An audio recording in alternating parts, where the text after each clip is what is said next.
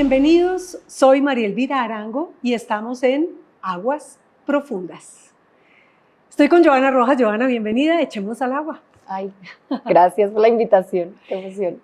Una vida marcada por el cáncer, no uno ni dos, sino tres, y familiares y muertos, pero no una vida definida por la enfermedad. De acuerdo. Que es lo que es increíble. Hay que empezar desde el principio. Claro que sí. Muy chiquitica, cuando eras, no sé si cuando estaba tu madre embarazada, ¿sabían que había alguna cosa o supieron recién cuando naciste? No, cuando mi mamá estaba embarazada, mi tío, el hermano de mi mamá, tenía cáncer y ya tenía un cáncer muy avanzado. Él le dio cáncer en el cerebro y le pasó a toda la cara y él ya había quedado ciego, de hecho, como que a él le quitaron parte de la cara, como que lo operaron y le quitaron como un ojo y bueno, había quedado ciego.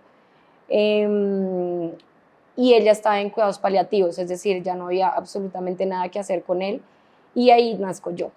Yo nazco el 14 de octubre y pues estuve en la clínica los días como cuando nací y a los 2 días que me llevan a la casa de mis abuelos para como ya seguir allá pues el proceso pues de los 40 días, exacto. Mi tío solo estaba esperando como escuchar mi llanto y mi voz y se murió. Él se murió cuando yo entré a la casa. Imagínate, y muy pronto, otro tío. Y a los 4 años, también mi otro tío, que era el menor de mis tíos maternos, tenía 12 años. Y a él le descubren también otro cáncer en el cerebro y también muere cuando yo tenía 4 añitos. Que fue como mi tío más chiquito en morir. Mi tío se murió cuando tenía 12 años, que fue a la misma edad que a mí me dio cáncer por primera vez. Sí. Y a los 6 años le da cáncer a mi mamá. Es decir, a mi mamá le da cáncer cuando yo tenía más o menos, mi tío se estaba muriendo y al momentico le descubren el cáncer a mi mamá. Y mi mamá tuvo cáncer más o menos 2 años, le hicieron varias operaciones, pero ya al final no se pudo hacer nada y mi mamá se murió cuando yo tenía 6 añitos. Bueno, y ella era una mujer súper joven. Sí, tenía 32 años. 32 años. Recién cumplidos. Ella cumplió en septiembre y se murió en noviembre. Entonces queda tu papá.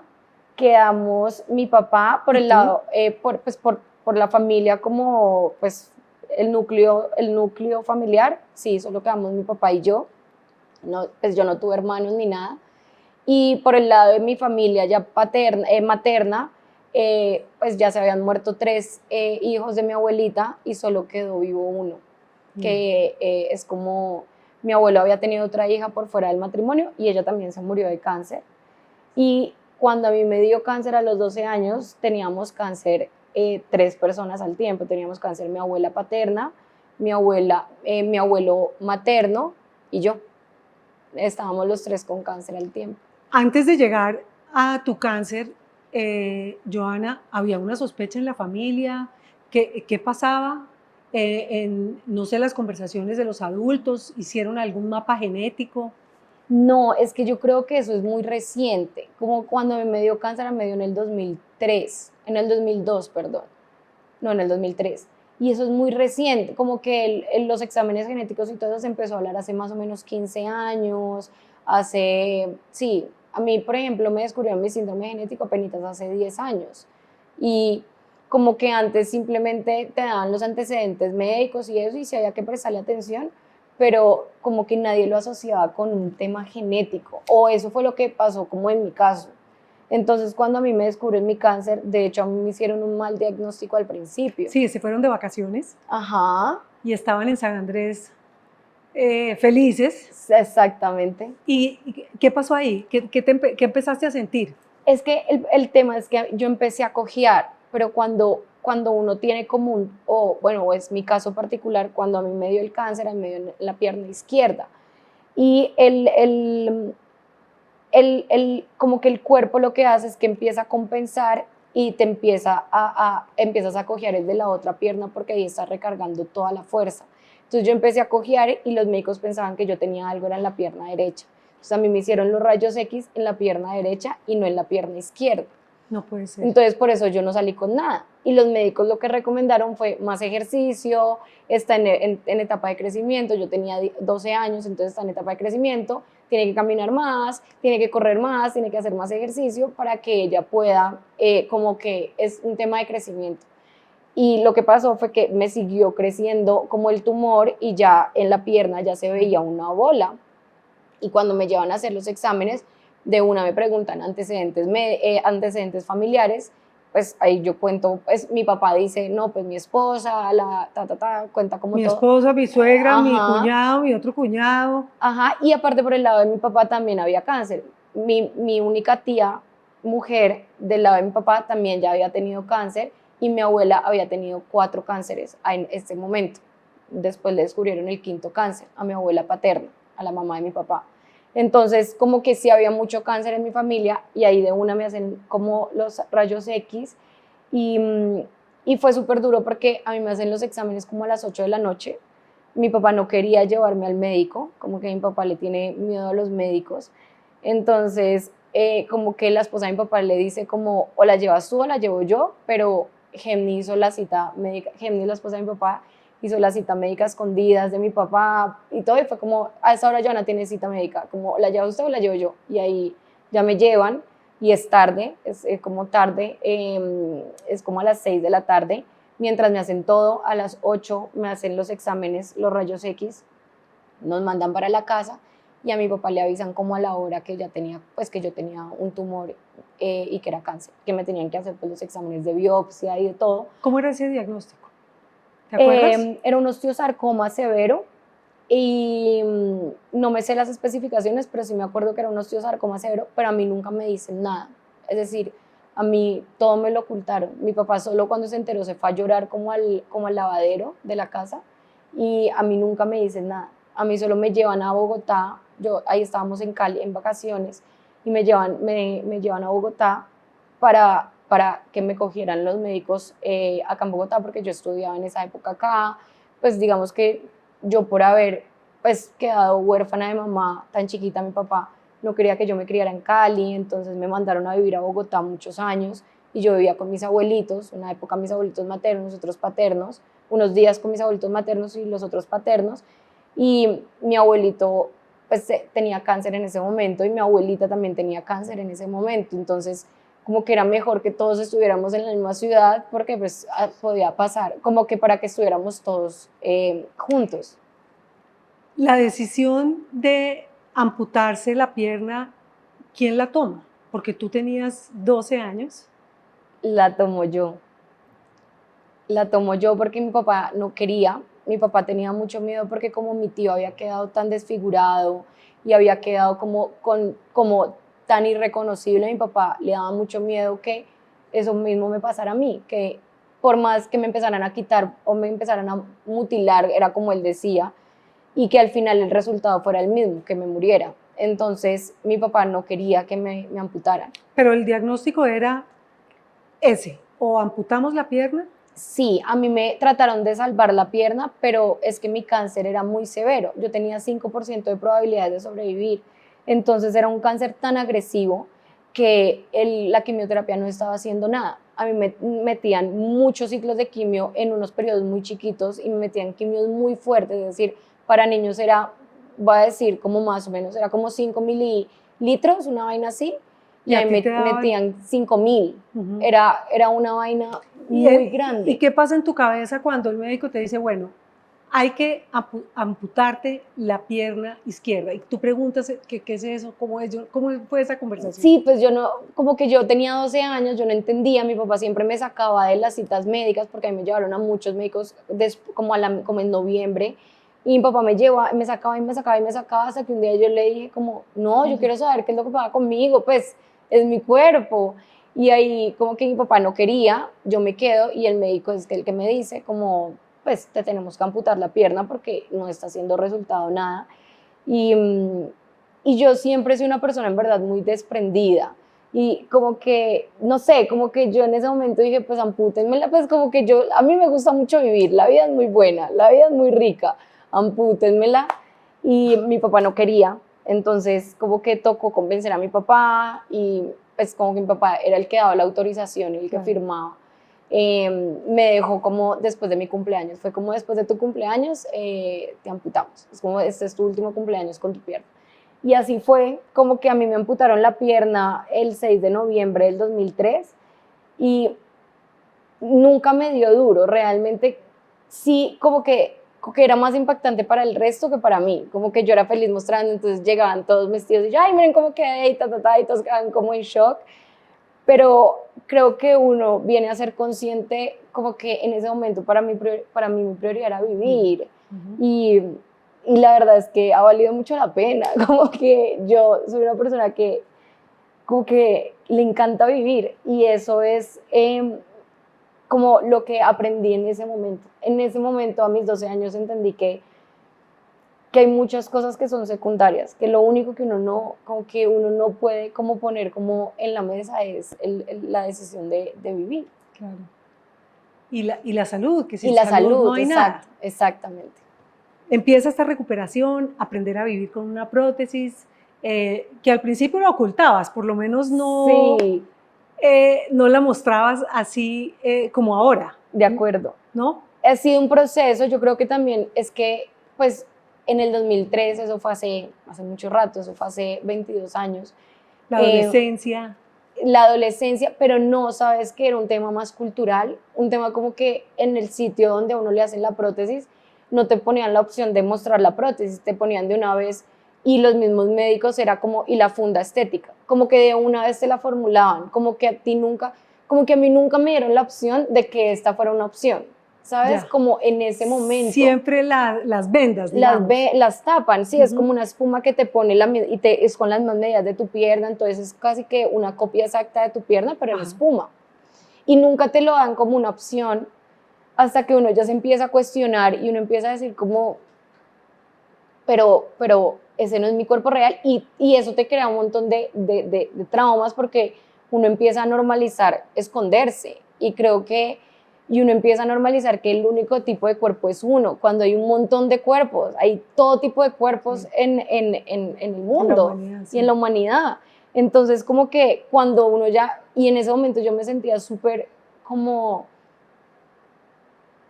que también me sentía que tenía muchas máscaras, porque para mí era muy difícil, no sé, por ejemplo, yo cuando tuve cáncer y pues, perdí todo el pelo, yo tenía una peluca y nunca me la ponía, y me ponía gorritos y me ponía otras cosas, y yo no entendía, hoy en día entiendo que todas las personas viven los procesos completamente diferentes y todo el mundo tiene como sus necesidades, obviamente individuales, pero yo no entendía por qué las personas se ponían pelucas y se escondían en una peluca.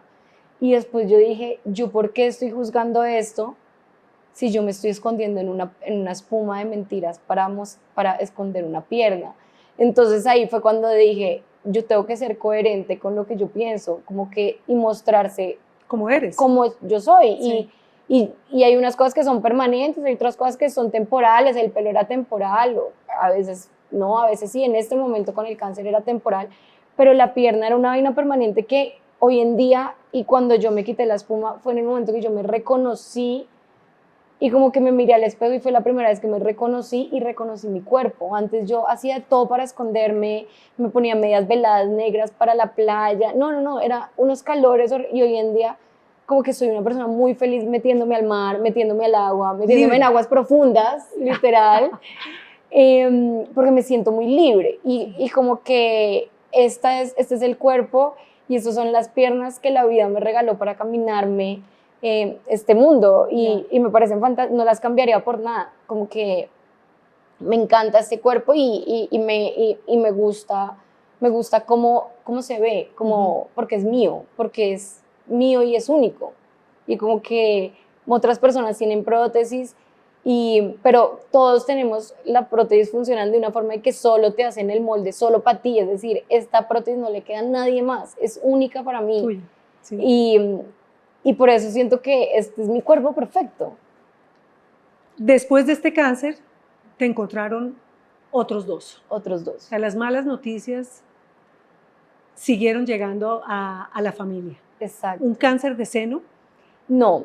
¿Cuál? No, yo tuve 2 cánceres de pulmón. De pulmón. Ajá. Lo que pasa es que a mí me encontraron cuando a mí me empezaron a hacer todos los exámenes, a mí me descubren el síndrome genético porque mi prima se muere de cáncer. Es decir, yo me recupero del cáncer, a los 6 meses se muere mi abuelito materno, mi abuelito Yuyo, que era el papá de mi mamá, y a los 5 años, no, a los 9 años, mi única prima Por el lado de tu por el mamá. lado de mi mamá muere. Ella le descubren el cáncer y a los 20 días se muere. Ella entra de una cuidados paliativos. Ella era 2 años mayor que yo, ella tenía 26 y ella nunca supimos dónde le empezó el cáncer porque ya se lo descubrieron muy, muy adelantado. Y ahí nos empiezan a hacer exámenes genéticos solo a mi tío y a mí, que eran los únicos vivos que quedábamos. Y nos descubren, o a mí me descubren, mi tío no lo tiene, me descubren un síndrome genético que se llama el síndrome de Li-Fraumeni. Pero yo no solo... Li-Fraumeni, ajá, es un síndrome que uno como que lo hace muy propenso a tener cáncer. Yo no tengo los receptores que protegen el cuerpo del cáncer. O sea, tú naciste con un gen Ajá. que hace que tu cuerpo sea propenso a que se desarrolle el cáncer. Exactamente. ¿Qué tipos de cáncer? Principalmente son osteosarcomas, cáncer de cerebro, de tejidos blandos, pues, colonorrectales y todo el tema digestivo. Y ya, creo que son esos, como tejidos blandos, huesos y colonorrectales. Y sistema digestivo, pues. Pero además de eso, yo no solo tengo el síndrome de Li-Fraumeni, sino yo tengo una superposición del CDH1.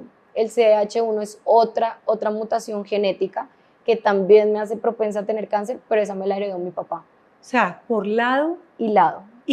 Eso es lo extraño de mi condición, que hay personas que tienen el síndrome genético, el de Li-Fraumeni, hay otros que tienen el CDH1, pero yo tengo los dos. Entonces los dos hacen que los cánceres sean muy, muy agresivos. Entonces, cuando a mí me descubren estos dos síndromes genéticos, mi médico me empieza a hacer unos exámenes muy exhaustivos y entre esos me descubren como un tumorcito en un seno y me alcanzan a hacer mamografías y todo y sale negativo, es un cáncer benigno, es un tumor benigno, qué pena, pero los médicos dicen, y pues los senos eran, mi mamá se murió de cáncer, toda mi familia paterna, Sí. mi mamá y mi tía y mi abuela tuvieron cáncer de seno, es decir, el cáncer de seno era el más fijo que iba a haber. Entonces ahí deciden quitarme los senos. Yo una no mastectomía completa. completa. Yo tengo mastectomía bilateral. Yo tengo implantes. A mí me quitan los senos porque también reducía mucho la posibilidad de cáncer. Pero esa es otra decisión, es irte mutilando de a poco. De acuerdo. Ya la pierna y ahora los senos. Sí, y después me quitan los ovarios. De hecho, como que en una época a mí me empezó a dar mucha inseguridad porque yo decía, es muy duro que me hayan quitado todo lo que para una mujer es importante. Porque pues con los senos uno amamanta, uno cuida a los niños, pues con los ovarios uno crea vida. Y pues el cuerpo al final del día es importante para las mujeres, muy importante. Entonces la cola, digamos que yo no tengo, como que toda esta parte mía pues, es diferente, muy diferente por la prótesis. Y en algún momento sí como que eso me llegó a afectar un poco, pero después entendí que ser mujer no es solo eso. Ser mujer es muchas otras cosas. Ser mujer es la persona que soy como mujer. Sí. ¿Sabes? Como que eso no me iba a definir como la mujer que yo quería ser. Como que yo iba a seguir siendo la misma mujer independientemente de que tuviera o no tuviera estas partes del cuerpo. Entonces es también como entender de nuevo como todo lo que a uno le han dicho que es la vida. Es como replantearte y como otra vez recodificarte y es entender que uno también cambia y que uno es muchas cosas y no solo la mujer que viene al mundo a procrear y a amamantar y a tener un cuerpo perfecto. Pues mi cuerpo es perfecto para mí, pero digamos normal, un cuerpo normal. Una persona que tiene esta mezcla, que es como una bomba atómica, hay que hacerse exámenes, ¿qué? ¿Tú cada mes? Cada año.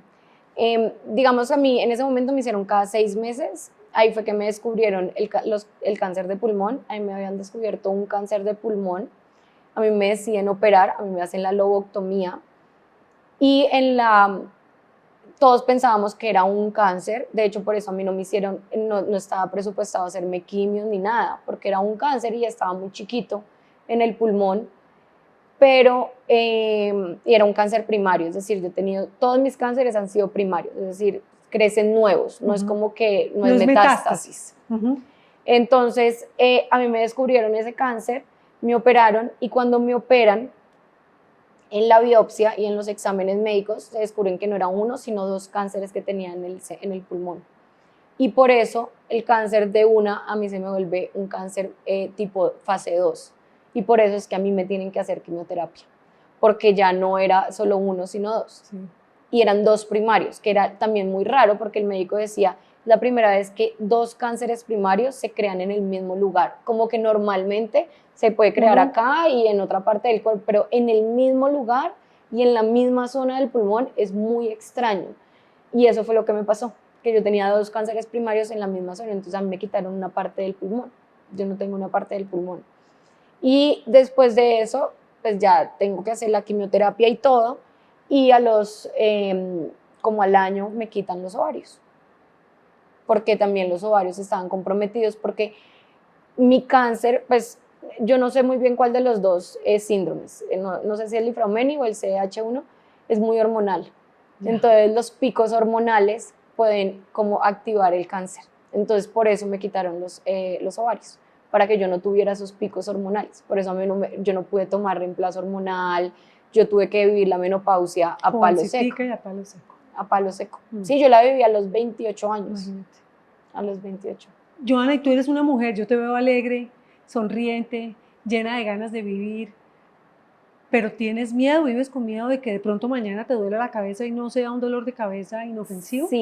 Sí, la verdad es, de hecho, hace poco estaba como hablando del tema con mi familia, porque normalmente a mí me hacían los exámenes cada 6 meses, cada 3, hace como 2 años me los empezaron a hacer cada año y me da mucho miedo, como que me da mucho miedo volver a tener cáncer, como volver a pasar por todo eso.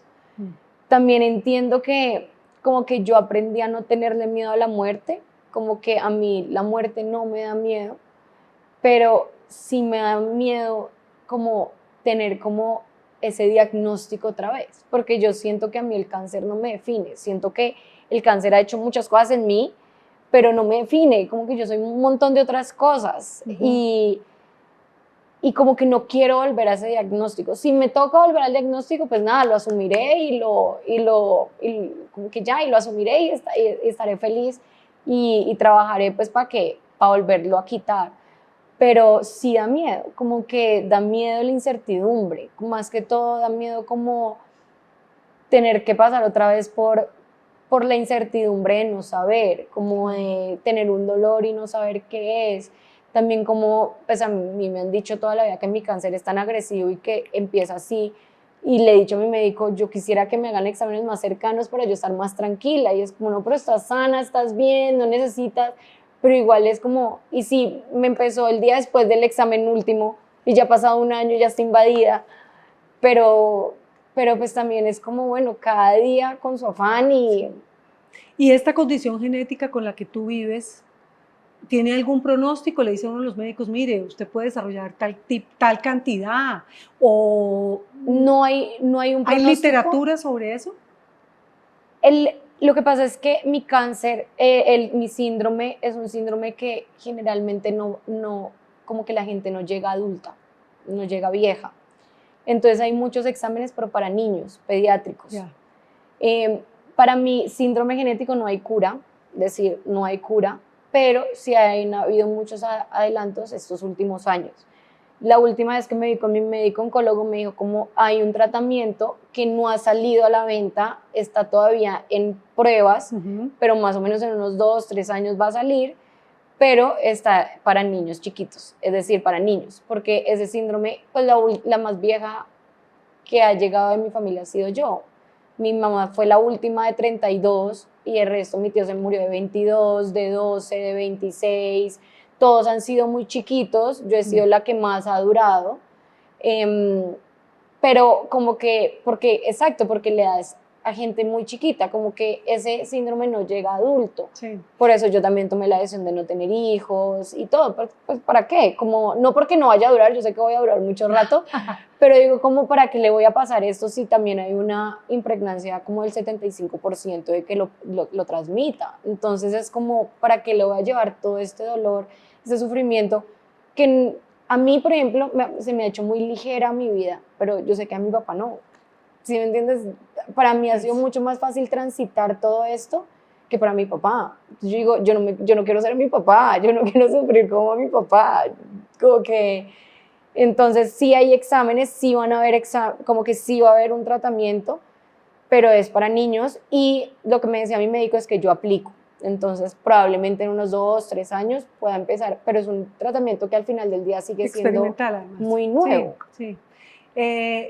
Tu papá celebró tu cumpleaños último de una forma especial, distinta. Sí. ¿Por qué? Porque él decía que yo ya había pasado la edad de mi mamá, entonces él decía que ya había pasado más edad que todos los que habían llegado vivos de mi familia, entonces como que él era como, ya lo superamos, y como que cada rato él me dice como ya superamos la edad de la muerte de tu mamá, ahora tienes que superar la edad de mi muerte, porque va a ser muy lejos y tú vas a llegar muy lejos, y es como, sí, papi. Pero sí, es como que fue como una felicidad de que ya lo logramos, y ahí vamos, es decir, eso no acaba al final del ejercicio, es de estar juicioso en el proceso de ¿Eso qué hacerse quiere decir? chequeos médicos. Y, por ejemplo, dietas especiales, ¿tienes No, yo no alguna tengo rutina? ninguna restricción alimenticia. De hecho, mi médico es una persona que está súper a favor de que coma lo que me haga feliz. Okay. Como que no es de restringirme, él prefiere que uno se alimente a que no se alimente. Entonces yo como muy normal, digamos que yo no tengo ninguna haces restricción. ejercicio? Hago ejercicio, pero no soy constante con el ejercicio, es decir, no tengo un deporte que me encante, Ya. pero por ejemplo, trato de caminar mucho, me encanta hacer buceo, hago windsurf, Estar en aguas profundas, sí, me tiene su encanta, encanto. me encanta, mi elemento es el agua, Sí. como mi elemento es el agua, entonces busco todo lo que tenga que ver con deportes acuáticos, me parecen lo máximo, y también hago rafting, Sí. hago canopy, hago de todo, pero no hago como un deporte en sí propio. Joana, no sé si qué tanto cuesta una persona que tenga este síndrome, que tiene un montón de cualidades, eres diseñadora, está siempre luchando porque las mujeres se sientan bien como son, cada una en su cuerpo y que se sientan cómodas, ¿no? Como son. Pero las relaciones, por ejemplo, de pareja, uno enamorarse de alguien o que alguien se enamore de uno y uno decir, vea, yo no sé si, aunque nadie sabe cuándo se va a morir. Pues a mí pues digamos que depende también de uno cómo tome la vida. Por ejemplo, mi novio hoy en día dice como, Joana, tú vas a aguantar más que tú te vas a morir de todo menos de cáncer, porque a ti te tienen súper vigilada. Pero sí tuve parejas, yo me acuerdo que tuve hace como 7, 8 años, cuando me descubrieron mi segundo y tercer cáncer, tuve una pareja que me dejó por enferma. Me dejó por enferma porque justo estaba en ese proceso de que estaba empezando quimioterapia, estaba recién saliendo de la operación del pulmón y él me dejó por enferma. Me dijo como yo quiero llegar yo no quiero llegar a mis 40 viudo, yo no quiero lidiar con el cáncer en mi vida, yo voy a ser muy exitoso y no puedo estar con alguien cuidándolo de la enfermedad. Y fue durísimo. Y creo que también es ese proceso como de transitar que, pues, que esas cosas van a pasar, pero pues también fue un empujoncito para decir, bueno, de pronto la exitosa voy a ser yo. Y ahí fue como mi empuje, voy a sacar mis empresas adelante y como que en verdad esto no me define el cáncer, sí. No me define una amputación, no me define una prótesis, como que lo que me define es la persona que construyo yo todos los días, ser mejor persona, ser mejor mujer, ser mejor trabajadora, ser mejor jefe, ser mejor hija, ser mejor hijastra. Es como, eso es lo que yo trato de hacer todos los días y tengo un montón de cualidades, obviamente como todos tenemos defectos, que si te enamoras no te vas a enamorar de la persona que te va a dar hijos, porque no quiero tampoco, entonces, sino que de pronto te vas a enamorar de la persona que te va a ayudar a vivir la vida desde otros lugares, desde otras perspectivas. ¿Qué te ha enseñado vivir con tantas enfermedades, con tanto dolor alrededor y al tiempo con tanto amor, en una familia que te ha rodeado siempre de cariño y que te ha apoyado en las buenas y en las malas? Y yo creo que lo más importante que uno puede tener en la vida es una red de apoyo. Y no solo con familia, sino con amigos. A veces los amigos son la familia que uno escoge. Yo soy muy afortunada de tener una gran familia y unos grandes amigos. Hay gente que de pronto no tiene familia por X o Y, pero de pronto tienen unos amigos espectaculares.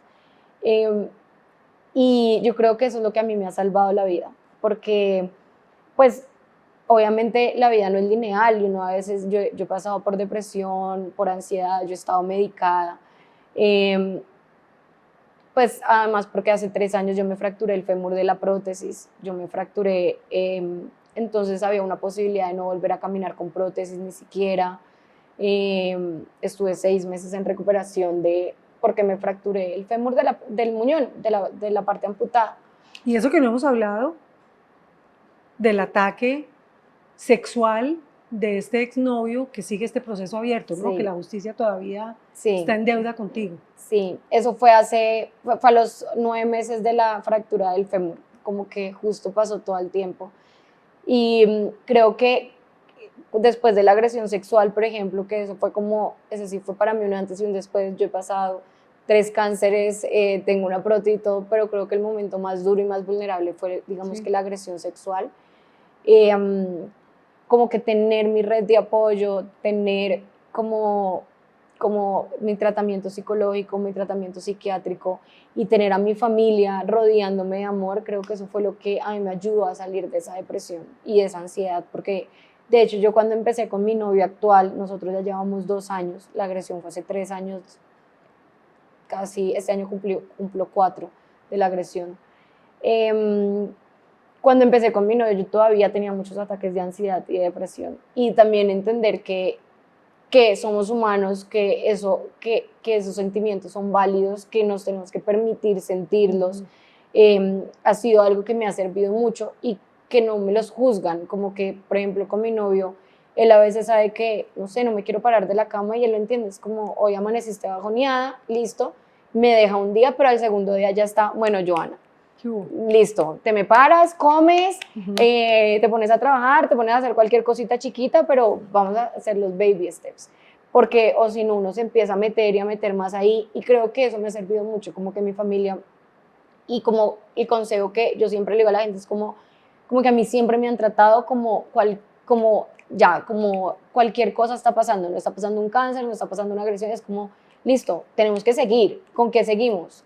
Vamos a pararnos a trabajar, vamos a pararnos a hacer, vamos a pararnos a seguir, me acuerdo que cuando yo tenía 12 años y estaba en la quimioterapia, mis primos era como, no te vas a poner la peluca, te vas a poner un gorro y te pones los bastones, las muletas y nos vamos a rumbear los 4 y con los amigos de mis primos y nos íbamos a rumbear. No hay que tirar la toalla. No te vas a quedar quieta, obviamente hay que seguir los protocolos médicos, pero si ya te dan la autorización, era como, y me llevaban con ellos de 18 años, chiquiticos, 16, y nos íbamos con los amigos de ellos a, no sé, a una miniteca o cualquier cosa, y era como, sales porque si no, te va a consumir como ese pensamiento. Por eso yo siempre le digo a la gente como que no hagas tu vida el cáncer, como que si estás pasando por el cáncer, sigue tu vida normal en la medida de lo posible, pero como que no se vuelva tu vida solo el cáncer porque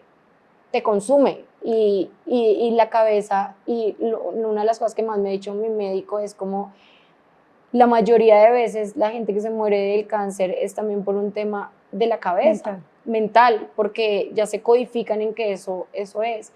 Y como que por eso yo siempre soy como pongo mi cabeza en otro lugar para no volver a quedarme en ese loop del miedo. ¿Pero piensas en la muerte? Pienso en la muerte. ¿Y qué piensas? ¿Y cómo quieres morir? Pues yo como que no he pensado en cómo quiero morir, pero sí he pensado mucho estos días como por qué me da miedo volver a tener cáncer, como qué es lo que me da miedo, Em, qué pasa si me llego a morir, como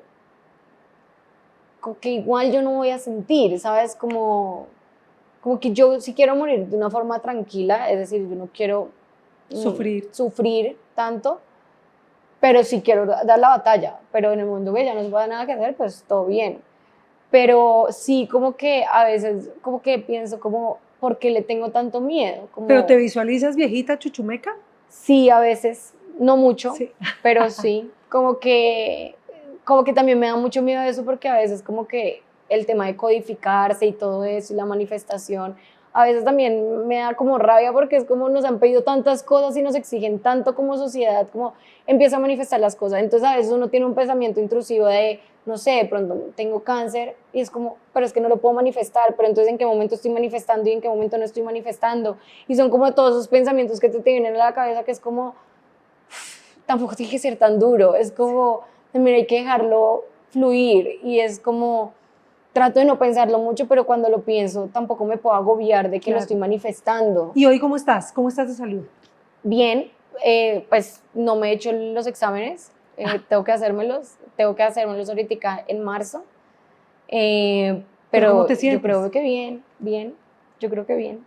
¿Vamos ganando esa batalla? Sí, sí, sí, vamos ganando como siempre. Bueno, y este mes que también vienen grandes noticias con el caso. Con el caso, digamos que estamos esperando es ya la audiencia del veredicto.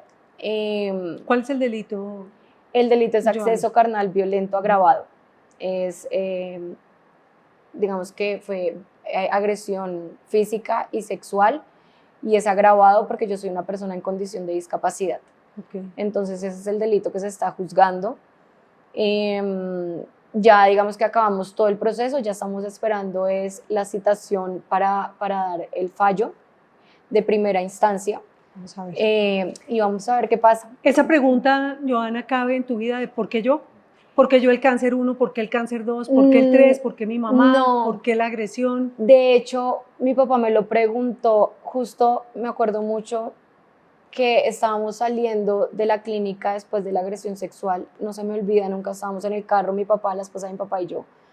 Y estábamos en el carro yéndonos para la casa de ellos, yo completamente llena de morados, eh, habiendo pues ya salido de la clínica. Y mi papá me dice, ¿por qué todo a ti? Y yo le dije, papi, no es por qué a mí, es para qué a mí. De pronto yo soy la persona que tiene la fuerza para darle voz a esto, de pronto yo soy la persona que tiene la fuerza para superar el cáncer 3, 5, 10, 15 veces.